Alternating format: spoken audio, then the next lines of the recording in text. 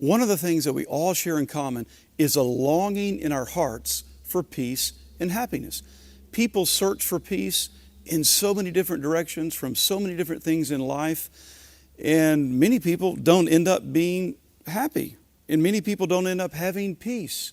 Some search for peace and happiness in relationships. They feel like if they can just find the right person, their soulmate, that it will meet most of their needs in their hearts and make them whole. But you see, the thing is, God never made us in a way to where another human being can meet all the spiritual needs of the heart. And when people think that a relationship is going to make them whole and meet those needs of the heart, they end up disappointed and disillusioned.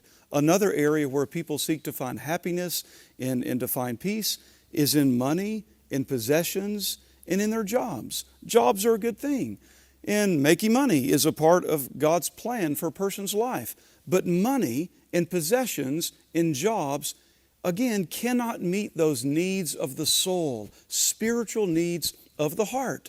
And when people pursue that as their ultimate peace, their ultimate happiness, their life will be like a roller coaster, up and down, because one's financial situation can change in a moment. A job situation can change in just a matter of days or weeks. Some listening to this may have so much pain in your life that you have turned to the abuse of prescription drugs and perhaps even alcohol to try to medicate the pain, the scars, the frustration, the disappointment in life.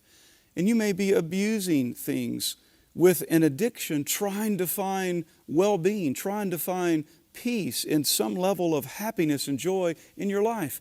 And you really know that you're not really taking care of the need of your heart, that it can never heal you. Addictions can never bring healing to the heart. You see, things from the outside, like relationships, jobs, money, possessions, and then the addictions that we give ourselves to, those things on the outside can never bring peace and happiness. There must be a change that occurs on the inside, and only the living God can bring that change about. You see, the greatest problem, the most fundamental problem every one of us have is that in our hearts, where we're looking for peace and happiness, in our hearts, we're sinful and we're guilty before God. There is no way a person can have true peace and true happiness as long as their conscience is not clean and clear and pure. There's no peace without a clear and clean conscience. And the greatest news, the good news of the gospel of Jesus Christ, is that God, through Christ, is able to take care of the problem of our sin and our guilt. He's able to cleanse us, giving us a clear conscience, and the result is peace. Peace with God, the happiness of the Lord in one's life.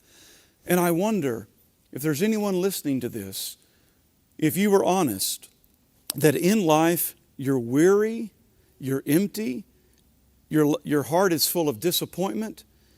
And here's the message you need to hear. Jesus said, "Come to me, all who are weary and heavy laden, and I will give you rest." Jesus promises rest. It's a rest of soul that comes through forgiveness, that comes through life and grace that only Jesus can give. In Hebrews 9:14, it mentions how through the blood of Christ, a person can have their heart, their conscience cleansed and cleared of the sin and guilt that all of us have within our hearts.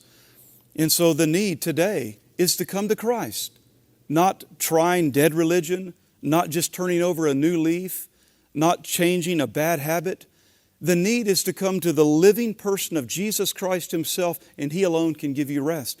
And the need is to come to Him today, to come to Him now. You come as you are. You come to Jesus Christ, owning your sin, owning your brokenness, owning your guilt, taking full responsibility for it, not blaming others, and crying out to God to have mercy upon you, because God is a God of mercy. He's shown that grace and mercy through the life of Christ, the death of Christ, the bloody death of Christ upon the cross, the resurrection of Christ, and the ascension of Christ to the right hand of God.